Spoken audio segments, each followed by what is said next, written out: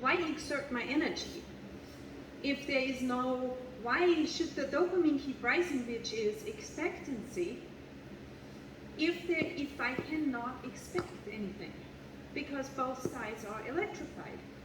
So I automatically go into a depression-like state, which returns me back to homeostasis, my system, and I'm going to start...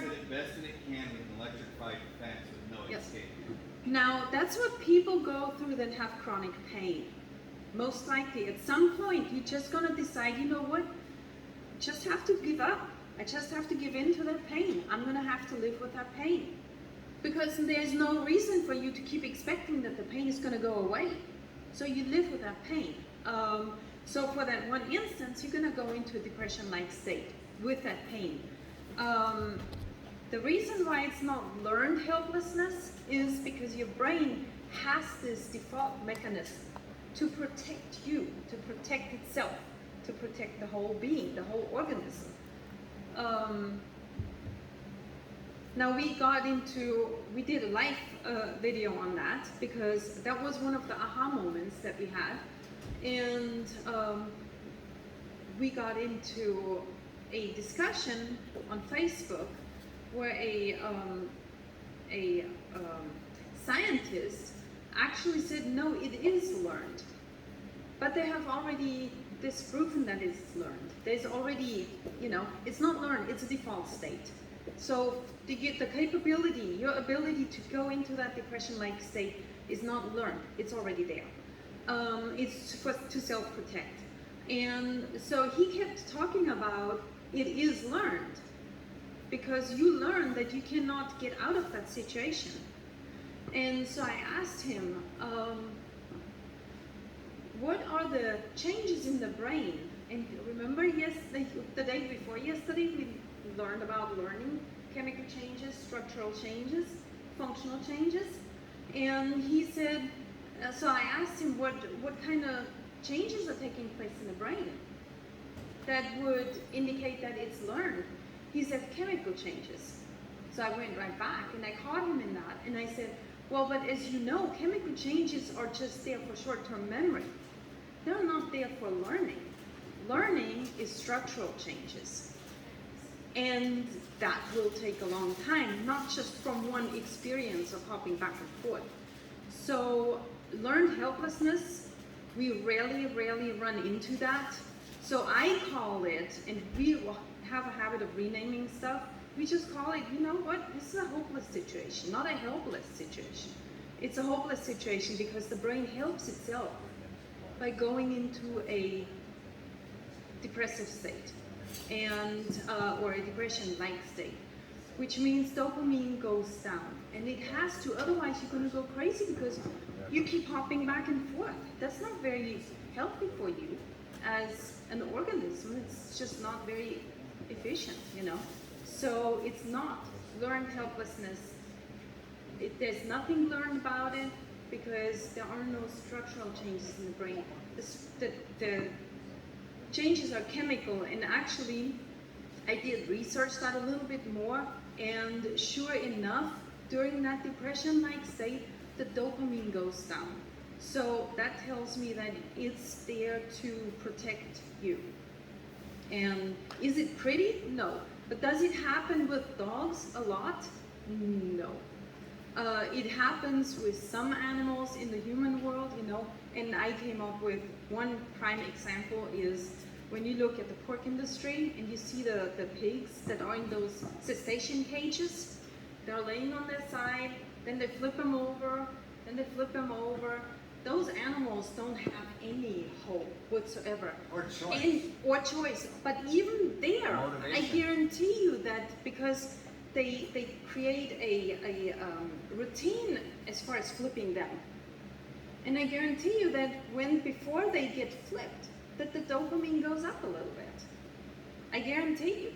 Or when the food comes. So there is always some kind of hope. It's never totally hopeless. And not to mention, so with the pig thing, right? If you're not allowed to sell stressed meat. Yes. You're not, thanks to Temple Granite, you cannot sell stressed meat. If those pigs were so stressed reproduce. They would not produce babies to go into the same situation for us to consume. Doesn't matter if we believe it or not. That's how they found the safest way to make the least stressed meat so the animal can still reproduce to make them money. Or they would be out of business or found a new business model. I'm not saying it's right or anything else, but obviously there's a way to adapt to these types of things that the animal can do because of the individual brain.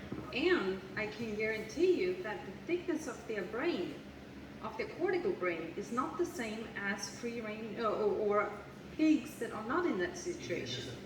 So the brain always adjusts to the situation. It might not be a pretty situation for us, and it's not. Absolutely, it's horrific to think of that, which is one reason why I don't eat pork. But the brain will always adapt to the situation, and animals will always be as intelligent as they have to be for their environment, to survive in that environment. And it doesn't take much intelligence for those pigs to survive in those cetacean cages. So I'm pretty sure that their cognition is on a low level. There's another thing, there's a part that they don't talk about with the experiment. Mm-hmm. Here's what we learned by talking to somebody that knew somebody that was there. So we asked what happens to these dogs with learned helplessness, right? They can't be good dogs, right? Because according to dog training, they're sad. And it lasts forever. You can't tell me that this is not trauma.